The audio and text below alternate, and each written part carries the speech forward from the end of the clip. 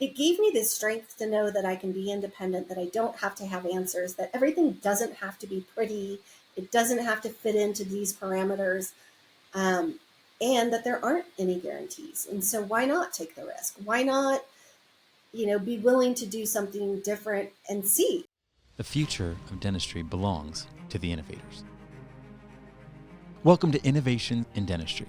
I'm your host, Sean Zayas, and I believe that the future of dentistry is going to be unbelievably great over the next decade and 2 decades. But the question isn't that. The question is, are you going to be part of what makes dentistry great?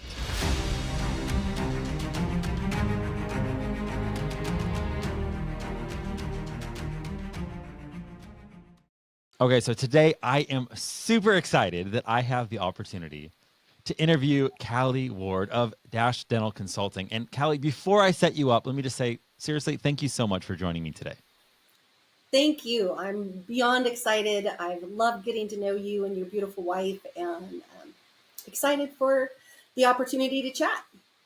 Okay, so here we are, Innovation in Dentistry, the podcast. And innovation in dentistry really takes on 2 different forms that I see. I see there's lots of clinical innovation that ends up happening, and then I see there's a lot of technological innovation that happens. But before any of that happens, there's some crazy person that says, why not me? Why can't I step up and lead? And in them, there is some either mindset or belief set that says like, yeah, I can do this. I can pioneer the passion of my heart, whatever that is. And I think that is so unique, and I think it's so wonderful, and I think that's what makes dentistry great. So I'm curious, Callie, how did you even get into this crazy industry called dentistry? Whew. Well, it was over 30 years ago, and I, at the time, was a flight attendant, and had a friend of a friend who owned a dental practice and needed somebody to come in. So that was back in the day that it was a paper book. So talk about innovation. I was the innovator, taking their paper charts, turning them into the software to track like the accounts receivable, that sort of a thing. And I've done every job up front. I've managed single location, multi-location. I've been a consultant for many years.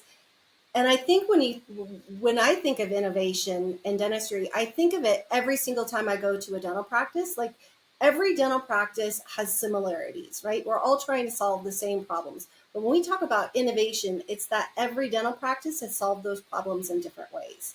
And I love the learning, and I love the amount of helpers that go into dentistry.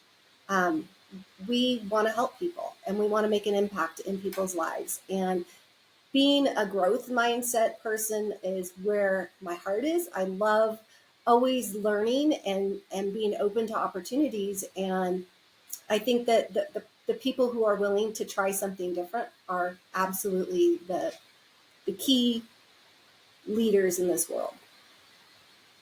So you got into dentistry originally, and you were just doing like what you said, assisting or front office stuff? No, I was a receptionist back in 1992. And I have done financial coordinator. I have done recare specialist. You just name it. The Costco girl, everything. So what did those early years look like? Meaning, was it something that there you were, you're happy to be part of a team, and then all of a sudden you just try to see how you can continue to add value? Oh, interesting. Like, was it something that you were driving, or was it the dentist going like, Callie, like, you're amazing. I love that you solved that, but let me see if you can help here. Like, how was that growth happening? Right. Honestly, everything that I've learned was self-taught until I became a consultant. I worked for one doctor. I loved him. He had the most integrity out there, but he was a hard case. And so I was doing collections, and I showed him in a year, here's how much I improved collections, and the over 90 days is X, Y, and Z, and all of these different things. And he just looked at me like, well, that's what I pay you for. And mind you, he was paying me minimum wage, which was, I don't know, at the time, $8 an hour or something. And that spurred in me, like, I loved that challenge. I loved seeing things improve, but it also became a challenge for me of how else can I show my value, and I wanted to grow. So there was an interruption in my 30 plus years. I did go back to school, get my master's degree, was a teacher for about 2 years, and then came back to dentistry because the passion was that it really fills my heart to really be in this industry. And I think that I think continuing education now really is focusing much more on the front office, but for so many years there weren't any courses for front office. I go back to Jennifer D. St. George. I had cassette tapes of how to answer a call and how to convert a call.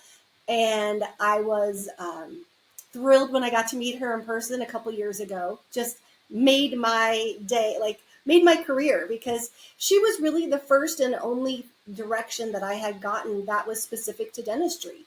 Everything else, I just kind of winged it by my heart and my mind of, hey, this could be a better metric, and I know that that drives this. And so I love that kind of challenge. And that's also how I became an office manager. I did an independent hygiene study. Like, my hygienist wanted more time with the patients, and their numbers weren't quite where they thought they were. And so I just started tracking the data on my own, and then presented it to the doctor of, hey, I noticed this, and if we do this, we could hire another hygienist, which means I wouldn't have patients waiting to get in.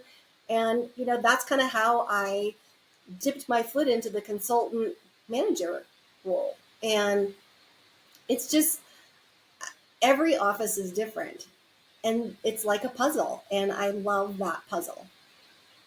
Now, when in that journey did you say, okay, I want to go and get a master's degree? What was happening, and what even led to that? Well, I was still with that same dentist who really wasn't willing to share any piece of the pie, who was really wanting to keep you in that lane. His office manager is still with him. I love them, like they're family. So wait, how long were you there? Just so I can I kind of was get an there idea. over 10 years. Wow. Okay, so that's like loyalty, that's commitment. Right, And yet right. you kind of felt like you couldn't fully express yourself or really bring the true value that you had or get compensated for it there. So you knew you had to make a change. I knew that I had more to give, and I knew that I could achieve more than what they were willing to do.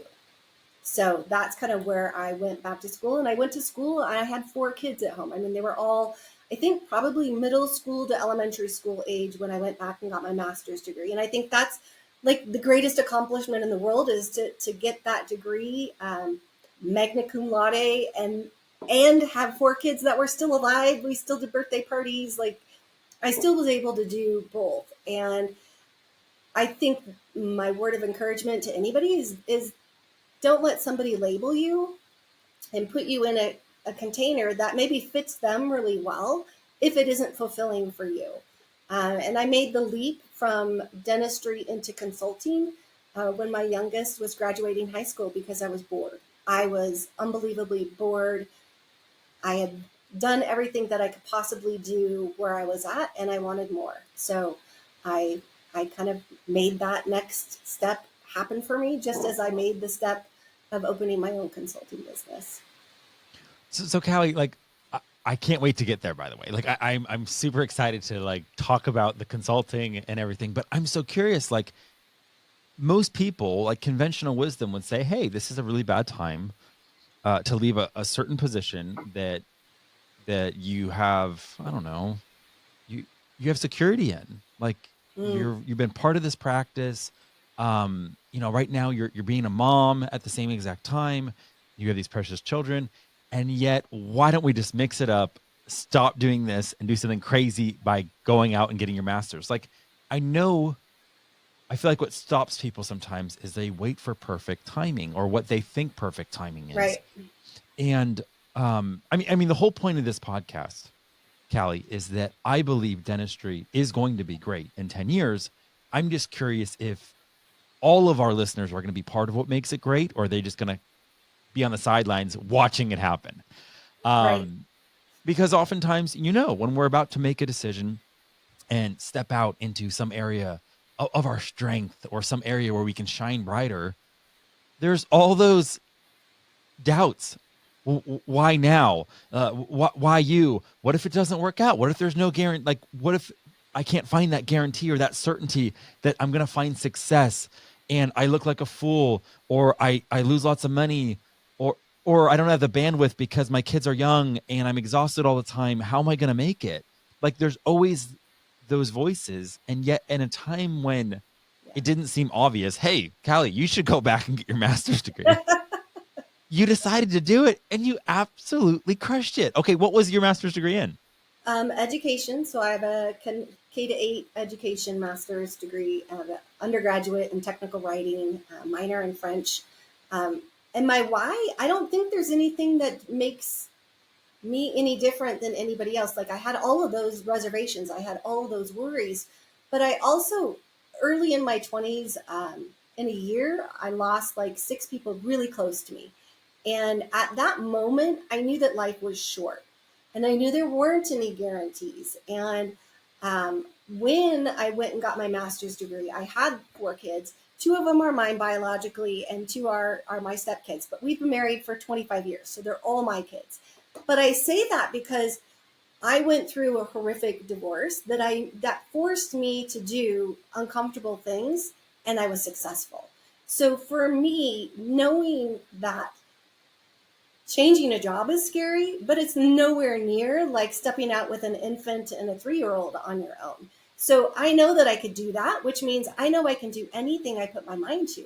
It may not be pretty, it may not be smooth, but it's at least moving in that direction. And so it's like I think I gave my mom more heart palpitations than anything. And every change that I've done, because she likes things safe and neat and clean. And I kind of shared an analogy of, I was in a car and I had a huge blowout. Like my tire is just obliterated, and I pull over and I don't really know what I'm doing, but I'm just going to do it. Like I'm going to figure it out as I'm doing it. I get the tire changed and I get back on the road. Now, do I know if I'm on the right road? No, but it feels right. And at least I'm moving towards something instead of being stuck in a place. And I coach to that uncomfortable. Like when we're in a little bit of an uncomfortable zone, not panic, but when we're leaning into change, it isn't comfortable. But what we know is that we grow. We grow as humans. We grow as opportunities. We grow in so many ways that uncomfortableness feels better for me than being what I think is safe in my comfort zone, because comfort zone doesn't mean you're safe, right? Like I have been crushed in my comfort zone. So I'd rather be the one in control of that lean and push a little bit just to see if I can do it. It's like I told myself for years I couldn't run a mile. And then I started a program and I ran a mile. And I'm like, what else did I tell myself I couldn't do that maybe I could do? And why do we put those limitations on ourselves? Because it only makes us feel less about ourselves. Because now I'm living in fear. And post COVID, mid 50s, my kids are out, I'm a grandma. I don't want to live in that comfort zone. I want to know that I'm doing everything that I was put on this earth to do. And I really don't know what that is yet, right? Like I love this. This is my wheelhouse. Is this what God said? This is Callie's gift? I have no idea, but I'm pretty good at it. I love it. And I'm just going to roll with it.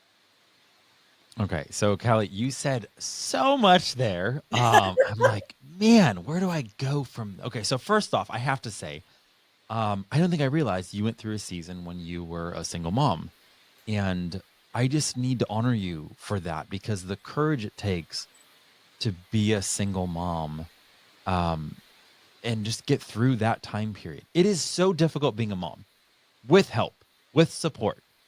Like I see it every day with my wife. Like it is the hardest job in the world. Hats off to every mother out there. But a single mom, oh my gosh. So here you are.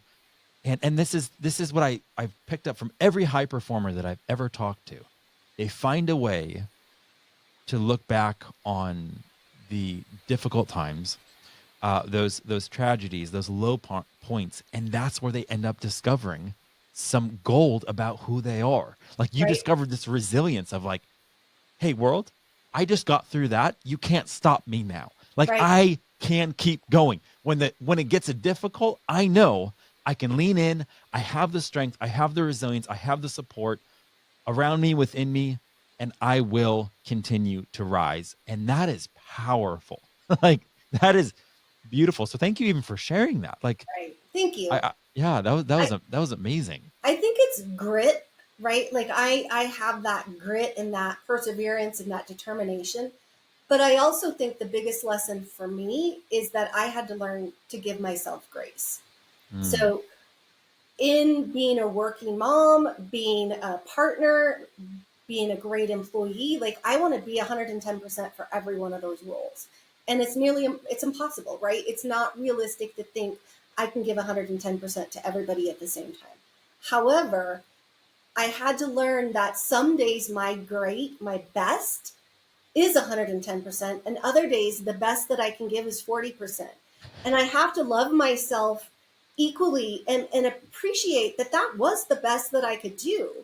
And to Okay, so not Callie, hold on. This is like a therapy session for me now, because this is so be difficult. true. So difficult, because I want to stay at that place where I have the potential in my giftings, in whatever greatness I can occupy, to I can be at that 110%, and I like it. It feels amazing. It's this high. But when I'm at that 40%, I'm like, what the heck is wrong with me? Right, but you Like, can't it's not you can't continue to do that all the time, and you can't continue to do that for all of those roles. So you have to give yourself time to listen to yourself, to go, I need to take a few hours. I need to go for a walk. Like, I'm not benefiting anybody if I don't feed my cup, if I don't fill my cup first, and give myself that grace of knowing, gosh, I didn't handle that really the way that I wanted to. However, it was the best I could do at that moment. And so to know that your best can fluctuate and to allow yourself, you can make up for it, right? You can come back. And I think 99% of that is just owning if I messed up. So if you come to me as my supervisor, my peer, anybody, and you say, gosh, Callie, I'm really disappointed in X, Y, and Z. I'm not going to argue with you, because I probably know that I did that as well. I'm going to go, you're absolutely right. And it was absolutely not my intention to be there. Here's what my game plan, like, I'm going to give you a solution to where maybe I was lacking. And I'm going to be willing to hear from you of what I could do differently to be better in the future. But if you're just going to pass judgment and you're not willing to give me any of that feedback, now I don't understand and I can't improve from it. So for me, every failure is not a failure if I learn something from it. And that takes the ability to self reflect and then to put things in place not to do it again. That's all we can do. okay, so again, like, you're super inspiring right now. Uh, so you said something about the comfort zone, Mm-hmm. and it's so crazy because it's one of the things that I feel like is I don't know, like, every now and then there's this truth that emerges, and when you find it, you're like, oh my god, that I'm laying hold of that. And one of the things for me is that safety is an illusion. So whether I'm on the sideline or whether I'm in the midst of the game, and it's there is no safety either way. Like, there is no safety on the sideline in our so-called comfort zone either way, because we can't control all those external factors. So you might as well just live large and go for those dreams, because Right. staying And put because isn't safe. control's an illusion. And the sooner we realize that, we think that we have control, and really life happens.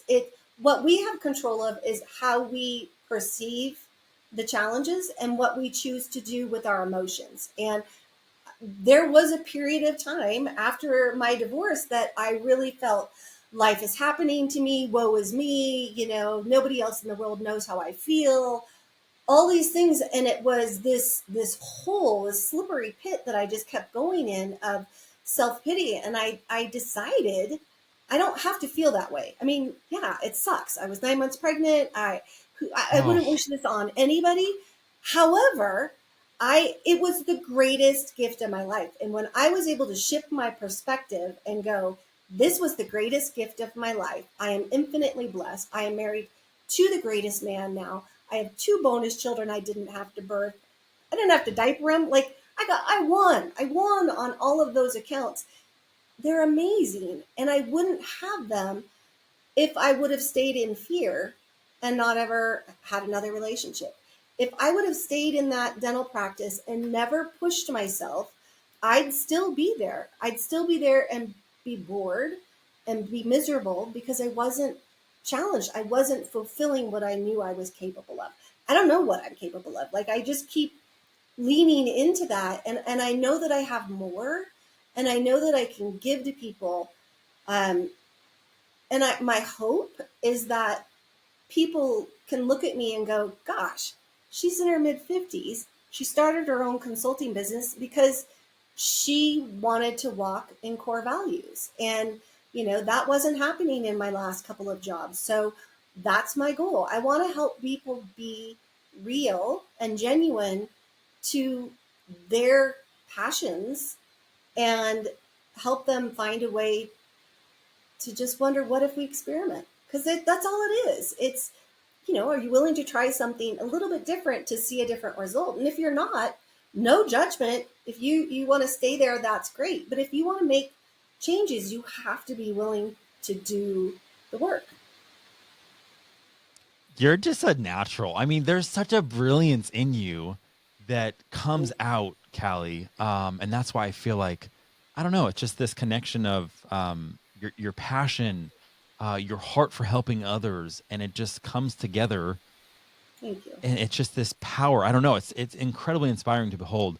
Okay, so before we go to the transformation, before we go to more about like why you're doing consulting and what you're doing, I want to go one more moment back into the struggle.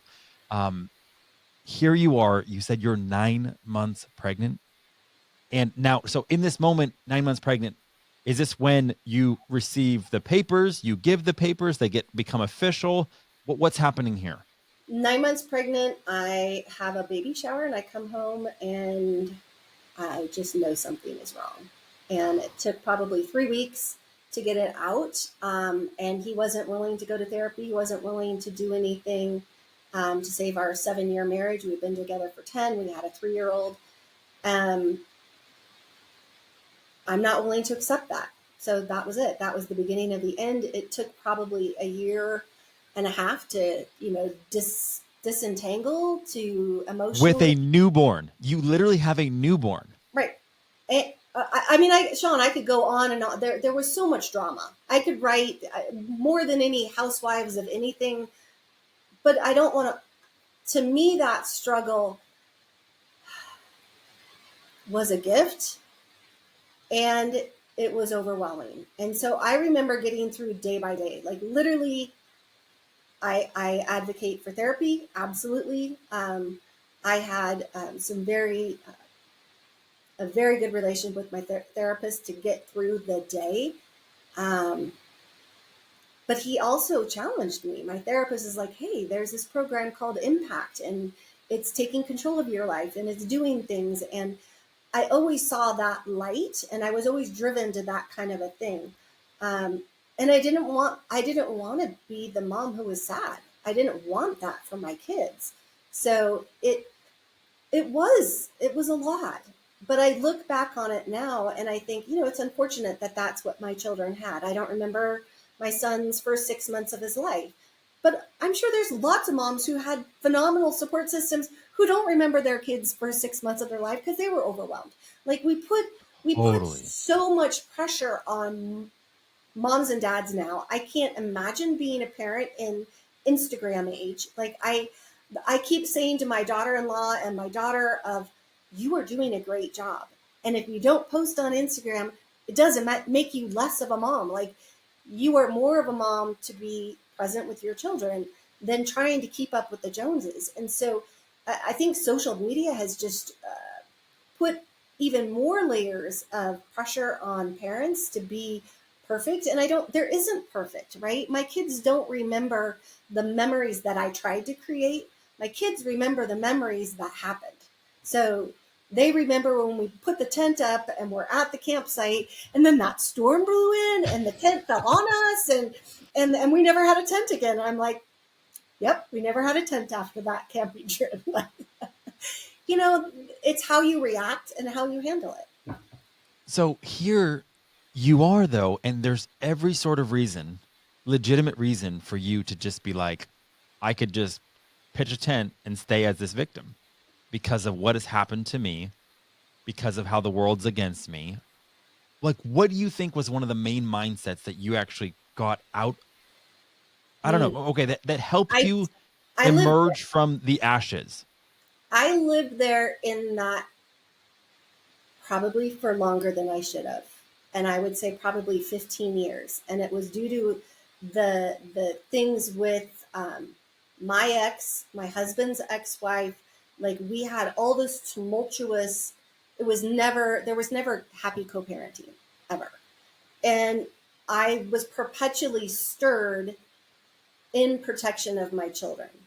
And at some point, I realized I was missing out on being with my children in a happy place because I was still stirred up from the events.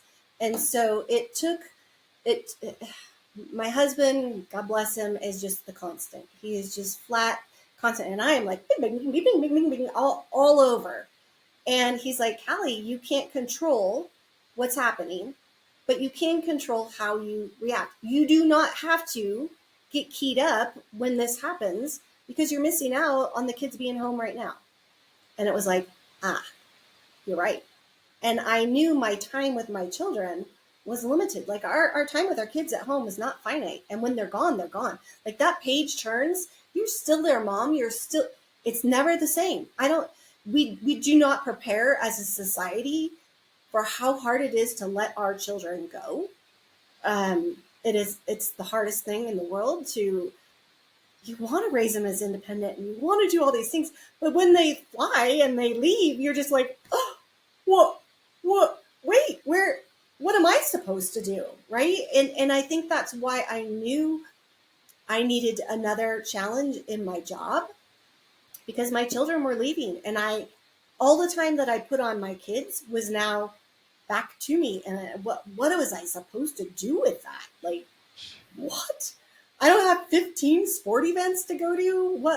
Well, I can go work out. I mean, there were some really good things that came out of it, but I think we have to normalize it's okay to have a pity party, and we all probably deserve them at times. But is that what serves us, and is that bringing us happiness? And it wasn't. And I knew that I was missing out on moments that I would never get back because I was caught up in that turmoil. And life is a very interesting journey. I've extended olive branches to my ex. I've extended olive branches to my husband's ex-wife. We're all on speaking terms at this point, which is miraculous. Um, and I'm grateful for that because that puts my children in a better position that they don't have to feel, oh, I can't say that because it should be always about the kids. And I'm grateful for that. And if I look at my life historically with work and the changes and the evolution that I've gone through, I think it parallels on so many levels as well because it gave me this strength to know that I can be independent, that I don't have to have answers, that everything doesn't have to be pretty, it doesn't have to fit into these parameters, and that there aren't any guarantees. And so why not take the risk? Why not, be willing to do something different and see? Because maybe it's greater than where I was. And if it isn't, I can always pivot and go back. Like I'm taking this leap and opening my own consulting was, if I don't get enough clients, I can always go back to being a manager in a dental office. It's not what I want to do, but I'm good at it and I could do it. So I just, I'm grateful that I have my husband and he supports me 110%. And I'm grateful for the network of people in dentistry because I think really the relationships that I have for the past 30 years is what has enabled me to be able to start up from scratch. Okay, so I love what you were just saying about, again, your mindset on why it's okay, because it kind of made me think like, wow, that's a lot of people in the dental profession, Callie, that could say, look, I have a good job right now that Mhm. pays the bills, whether you're a hygienist, office manager, dentist. So Right. if I end up trying a side hustle, let's say it starts as that, Right. Like I can afford to start a passion project on the side, or even completely leave the op if you're a hygienist, because if something flops or somehow it doesn't work, you're in need. Like you can still make money with your hygiene degree. And I feel like that's I don't know, it does alleviate some of the risk of stepping out. But I love that this whole time, what I've been seeing, Callie, is that you're on this journey of how do I align who I am, my giftings, my strengths, my passions with my vocation, so I can serve with greater purpose, be more on mission, more on point, just for fulfillment's sake. When you're Right. doing something that you're created to do. And again, like you said, maybe this isn't even still the fullness of that, but you're still in process. You're still along the journey. And everybody I talk to says, Sean, when I first took that first step, I never would have known where it was going to lead me. Mm-hmm. Like, you don't have to perfectly architect and blueprint this strategic course of your life. You just need to take the step when it's in front of you, you know? Because it's like, I hear you have immense value to serve people in the dental space. And yet at the same exact time, you have immense power to transform women's lives in the way because of what you went through. Like, there's a whole world out there of single moms, of divorced women, of people that are stuck in trauma and pain, and they don't know what to do with it. So yeah, maybe there is an intersection there with Right. relationships, pain, traumas, and dentistry, or maybe that's another evolution of where things might go. Right. But yeah, I honor you just for the fact that you keep going, and you're like, this doesn't feel as fulfilling right now. Let me keep going. Let me keep exploring. Let me keep seeking, instead of just being like resigned. Because right, that's your option. But You that is can, your option. And that is not an option for me. And the other thing is, working with people in the dental community, how many entrepreneurs are there? I have been surrounded by entrepreneurs for so many years, and I did not like being controlled by their parameters of them telling me this is your value. This is what you're worth. And I knew that I could bring more to the table than what they were willing to delegate, and I knew that my value was greater than that. And so it pushed me to continue to learn and be open-minded and absorb everything that I possibly could. But then at some point, I was at the crossroads of I have to be my own entrepreneur. I can't continue to teach that and not do that, because once again, integrity is huge for me. And if I'm going to talk the talk, I have to walk that talk. And so that's where, was it perfect timing? No. Is it ever going to be perfect timing? No. It's like planning a child. Like, please, it's gonna happen when it's supposed to happen. And I think we're pretty bold thinking that we're the ones in control, because, life is in control. Whether you believe in God, whether you believe in whatever it is, control is an illusion. And I just know that it's not the end of the world if things don't happen the way that I want them to. It just makes me go, what am I supposed to learn from this little challenge? I need to own what I need to own. And then what can I do now to pivot and do something different? And so I thrive in challenges. I love to ask team members, rank these 5 words in order of importance. So money, respect, challenges, growth, and purpose. And when they rank those words, I now know what motivates them and what fills their cup. And if I can help them fill their cup, they're going to be better at their job. And just naturally, more money is going to come. Like, that's a consequence. We focus too much on money as opposed to how do we feel at the end of the day? And is that repeatable? That's my goal. My goal is to help people feel great at the end of the day. And how do we take control of what we have to make that happen? okay. So I'm so impressed that you were like, here I am. Like, you're seeing these entrepreneurs, you're witnessing it. These seeds are getting birthed in you, and you're like, I believe it 100%. Like I am now, I am an entrepreneur and I'm telling people what they need to do. And yet at the same exact time as, it's almost like, I don't know, as it rises up within you and gives you wings, it's scary. It's like, well, gosh, put those wings back down. Right. Well, no, but then they keep rising up, and it's like, well, Yeah, at some point, no. you just gotta jump and take flight. And the reality is, compensation and wealth are directly proportionate to the amount of risk someone's willing to assume, and that's where when you're a great teammate and someone's already taken that risk, it's hard. It's hard to share in the spoils because right now, starting your own consulting company, there's no guarantees that you're going to like be able to cover your expenses. Right. And then let's say there's all of a sudden 3 or 4 people on your payroll. Well, guess what? They automatically get paid every single month. They get paid, but you maybe don't. So it's like the idea that the owner, keeps too much. It's one of those things. It's like, hey, I'm so proud of you, Callie, for just taking that risk and stepping out. And I 100% know, as it already is, that this is going to continue to be wildly successful. I want to know more about just Dash Dental Consulting. Like, what is it you do? Who's perfect for you? And in that ideal world, who are the people that you can help the most? Right. So Dash is a twofold name.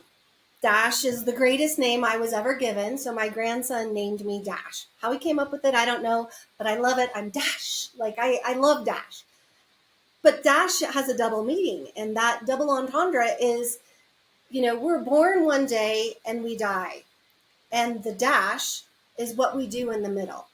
And so when I think of my impact working with dental practices is I want to help the dentist be able to create the practice of their vision of that they feel great at the end of the day, that they're able to take great care of their patients and great care of their team. And so how do they want that dash? What's their work-life balance? And I think when I was working for other people, there was no work-life balance. I was not in control of that piece. Whereas now, as the consequences are mine of the choices that I make as the business owner. And so being intentional with acknowledging, hey, I am capped out. I need to take the afternoon off. I I can pull a double shift in the morning, right? Like I now have that ability and that affects my mental perspective because I'm able to feed my soul as well. And I really want, if I look at my wheelhouse, I've worked with tons of startup practices.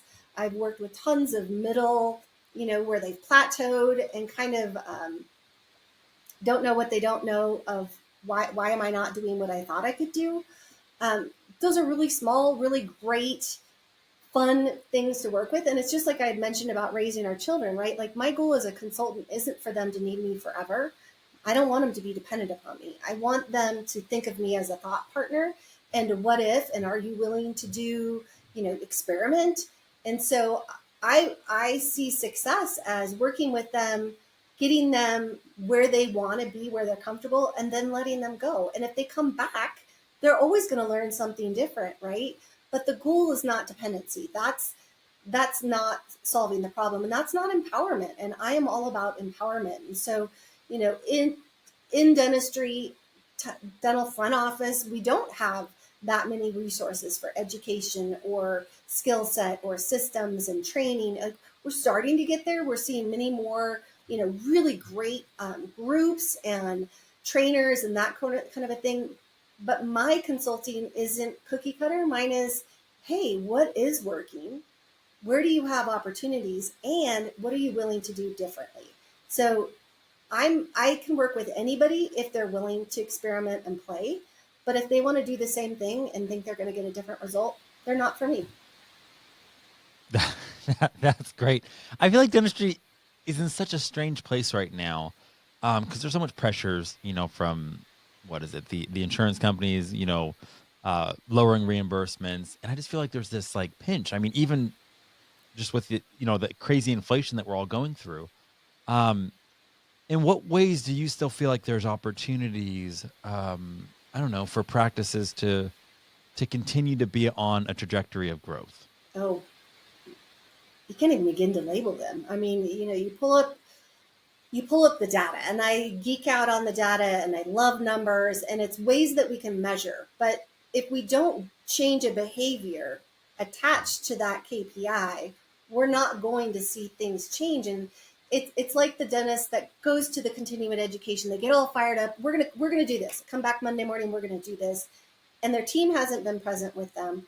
They don't know really what the doctor's talking about. The doctor really doesn't know how to implement it, but they want it because they bought some bright, shiny new toy, and it sits there and nothing changes. And now the team got excited because, like, yeah, let's do something different. And now we didn't do anything. So now it's like the little boy who cried wolf.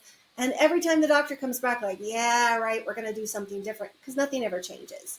So you have to have a game plan, and we have to communicate. And I think that's the piece that misses.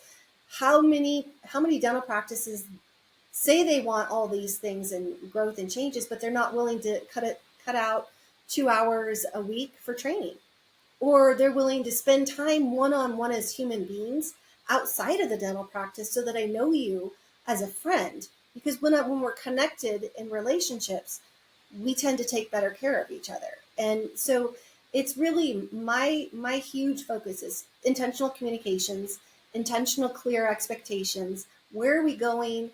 How do we want to get there? And do we agree that we're all going to do our effort, our share of getting there? And then we need to celebrate. We need to live in that positivity, not focus on Susie, who didn't do what I told her to do. We want to focus on Mary, who did it and she kicked it. Like, yay! That's way more reinforcing than pointing out the negative. And I've been in practices where we did not celebrate, where we had no opportunities, where you were beaten down. And I still loved my patients, and I still wanted to take great care of them, but it made it hard to go to work. And I don't want that. I want to work with people who, number one, want to feel great at the end of the day. Who, number two, want to keep their team for a long time and are willing to let them share their ideas, let them win, like share that piece of pie, make the pie bigger. So we get skin in the game, and we all look at those patients as our patients, not just a patient.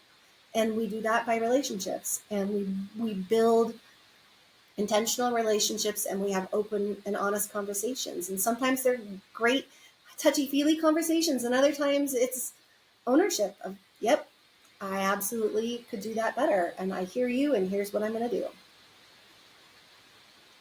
At the heart of like everything you're saying, because I love that at the heart of it is relationships, like you said. And when it comes down to it, there's all the, I don't know, the hacks, the little shortcuts people are looking for, but the long-term strategy for success in any area is simply to like treat people the right way. It's like humanizing just people. Your team has hopes and dreams and fears, and they want to be able to express themselves and feel like what they're doing matters, and that they're part of a team that's aligned and connected, so that they are excited to go to work. And I think that is still one of the most challenging parts of just a dentist being a great leader. So it's like, it sounds like if a dentist right now is like, okay, I know there's greater potential for my practice.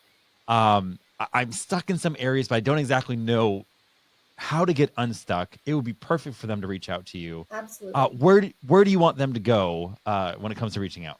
I have a great dental website, dentalconsulting.com.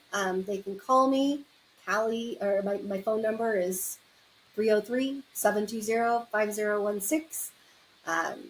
Email is dentalconsulting@gmail. So simple, easy ways. I'm on Facebook. I'm on LinkedIn. Um, and I want to leave the thought of anything is possible. Um, I think in today's world, with the turnover that we've seen post-COVID, and the financial impact on losing team is astronomical. And we can put a stop in that if you're willing to look at your team as your partner, and as really, they're not another tool. They're not something that we can throw away. Um, they really impact our patients, and our patients really look to them as well. And it's really fulfilling and exciting when I do get with a dental practice where we have people that are long term, because I know that they've done something right on that end of taking care of them. But change is really scary. We talked about how scary change is, and yet we're seeing a lot of people change jobs, which should be a red flag to all of us that are employers of, okay, what's my role in every situation with my team, and what can we do to set out on this journey together to reach the same agreed upon goal, um, and to feel great at the end of the day. Okay, I just love what you're doing. So are you ready for this last question? Do you know what Yeah, it is? I'm ready. Okay. So Callie, here you are. You're walking down the street. And off in the distance, you see 18-year-old Callie. And you know you only have one moment to communicate a brief sentiment. What do you share with her? Never give up.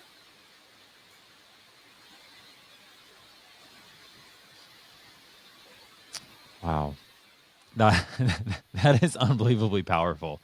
Um, I just love what, not just what you've been saying, but not just the talk. I love the walk. Like, I love what you embody. And I think it's perfect because it's exactly what I want my listeners to hear. I want them to know that whatever they've gone through in their past, like, now is a perfect time to just step into what makes them come alive Right. without the guarantees, without the reassurance and the certainty. And it's super helpful for them to know even that comfort zone that they think is keeping them comfortable, that's safe. It's not safe anyway. Right. So there's no better time than now to step up and just get to shine that light that is uniquely theirs. And that's exactly what I feel like you have been doing, Callie. Thank you. It has been so easy to honor you as an innovator. Like, I love what you're doing. I love the light that you shine. I am 100% in your corner. I I love Dash Dental Consulting, and I just want you to know, like, I support you completely. So thank you so much for letting me interview you today. Well, I appreciate it. You do the same thing, and the the excitement that you bring is really, it was a breath of fresh air. First time I met you, it made me smile. I love the idea. It's so unique, and I think what makes both of us stand out is our authenticity. That we are who we are, and we own good and bad, and there's no secret sauce. There is perseverance. There is just being you, and you just keep trying. And some days you're going to kill it, and other days it's going to suck, and you gotta roll with it. Sorry, I that's what's so encouraging, though. I love that there is no secret sauce. Like, I screw up so many times, and I'm not special or brilliant, like, across the board. I have certain areas where I can serve in a greater capacity because it's what I'm gifted to do. And that's exactly what I see you doing along this journey, Kelly. You keep being like, okay, that was a great experience, but this is the part that I want to take, and this is the part that really made me come alive. Now let me iterate. Okay, so that wasn't as fulfilling. This part is, and you just keep going. And now you have the ability and the autonomy to fully express who you are and elevate dentistry. And that's exactly what you're doing. It's awesome. I love it. Thank you. I love my job, and it feels so good to be back in the saddle and back doing it. And if there's one person that takes away one thing from today, and it makes them go, I wonder, and what if I try this?